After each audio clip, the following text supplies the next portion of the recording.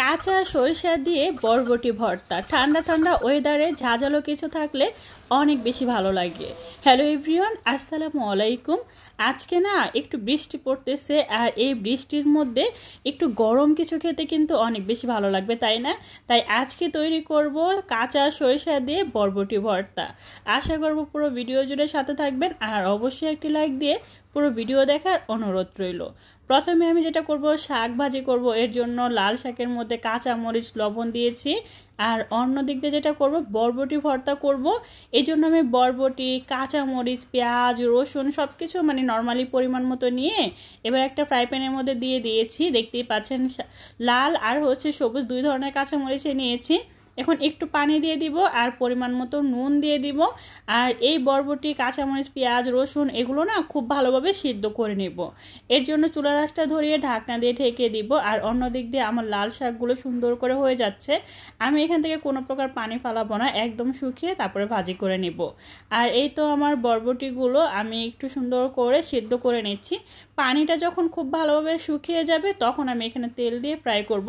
তার আগে ঢাকনা দিয়ে ঢেকে ঢেকে এই বরবটিগুলো খুব ভালোভাবে একদম সফট করে নিতে হবে। আর যখন এগুলো একদম সুন্দর করে সফট হয়ে গিয়েছে, পানিটা শুকিয়ে গিয়েছে, সামান্য পরিমাণ সরিষার তেল দিয়েছি। এবার এগুলো খুব সুন্দর করে দাগ কাটা করে ভেজে নিচ্ছি।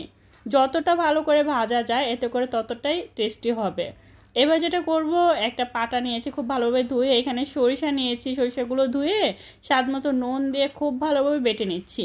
একদম মিহি করে বেটে নিতে হবে। নর্মালি বাটাবাটির কাজগুলো কিন্তু খুব সুন্দর করেই করতে হয়, তা না হলে কিন্তু আবার টেস্টি হয় না। তো যাই হোক, সরিষাটা খুব ভালোভাবে আমি বেটে নিচ্ছি। আর এটা বাটা হয়ে গেলে আমি এখানে কিছু ঝাল বেটে নেব। যেমন কয়েকটা শুকনো মরিচ ভেজে নিয়েছিলাম, 3-4টার মতো দিয়েছি। ঝাল আপনারা আপনাদের টেস্ট অনুযায়ী দিবেন, কারণ বরবটির মধ্যে আমি সবুজ, লাল অনেকগুলো কাঁচামরিচ দিয়েছিলাম। তো এবার আমি এই যে সবগুলো একসাথে খুব ভালোভাবে বেটে নিচ্ছি। একদম মিহি করে বাটতে হবে না, জাস্ট আধো বাটা করে বাটলেই হবে। এত বেশি মিহি করে বাটার কোনো দরকার নাই। আমি একটু আধো বাটা করেই বেটে নিচ্ছি। আর এটা খুব ভালোভাবে বাটা হয়ে গেলে তারপরে এখানে কিছুটা আমি পেঁয়াজ কুচি দিব। পেঁয়াজ কুচিটা একদমই আধো বাটা, কোনো প্রকার মিহি হবে না, জাস্ট আলতো করে আধো বাটা করে বেটে নিয়েছি। আর ফাইনালি দেখতেই পাচ্ছেন ভর্তা বানানো ডান। কতটা সহজ করে বানানো হয়েছে না, একদমই ইজি আর খুব কম সময় লাগে। খুব ভালোভাবে মাখিয়ে দিয়ে দিচ্ছি সরিষার তেল। আর সরিষার তেল দেওয়ার পরে এত ঝাঁঝালো একটা স্মেল আসছিল। এই ঠান্ডা ঠান্ডা ওয়েদারে না এরকম ঝাঁঝালো ভর্তা খেতে অনেক বেশি ভালো লাগে। একে তো কাঁচা সরিষা, আরেকবার সরিষার তেল, চিন্তা করেন কতটা লোভনীয় হয়েছে না।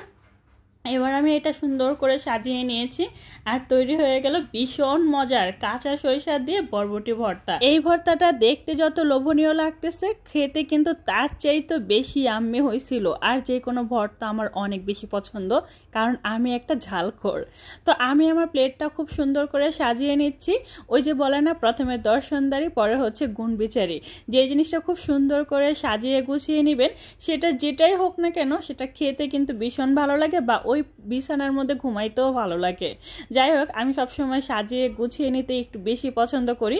প্রথমে লাল শাক দিয়ে খাচ্ছি, তারপরে যখন আমি ভর্তাটা নিয়ে খাবো, বিশ্বাস করেন আমার আর ইচ্ছে করতেছিল না যে লাল শাক বা ডিম বা অন্য কোনো কিচ্ছু নেই, শুধুমাত্র ভর্তা দিয়ে খেতে ইচ্ছে করতেছিল। আর এই ভর্তা দিয়েই আমি সম্পূর্ণ ভাত খাইছি। আর একটা কথা, আপনারা হয়তো মনে করেন আমি অনেকগুলো ভাত খাই, বাট এই যে ক্যামেরার মধ্যে যেইটুকু ভাত নেই না, ওইটুকু ভাতে আমি খাই। যাই হোক, আমার এই আজকের এই ভর্তার রেসিপিটা কেমন লাগছে সেটা কিন্তু অবশ্যই কমেন্ট করে জানাবেন, ঠিক আছে? ভালো লাগলে লাইক, কমেন্ট, শেয়ার করে দিবেন, চ্যানেলটা সাবস্ক্রাইব করে রাখবেন, আর পেজে লাইক ফলো দিয়ে সবসময় সাপোর্ট করবেন। কে কোথা থেকে ভিডিওটা উপভোগ করতেছেন সেটা কিন্তু অবশ্যই কমেন্ট করে জানাবেন। আর আমার ভিউয়ার্সরা না আমার মতনই অনেক বেশি ভর্তা পাগল। যখন এই ভর্তার ভিডিও দেয় এত পরিমাণে লাইক, কমেন্ট, শেয়ার পাই, সত্যি আমি অনেক বেশি খুশি হয়ে যাই। আর আপনাদের এই ভালোবাসার জন্যই আমি এত কষ্ট করি। সবাই ভালো থাকবেন, সুস্থ থাকবেন। আল্লাহ হাফেজ।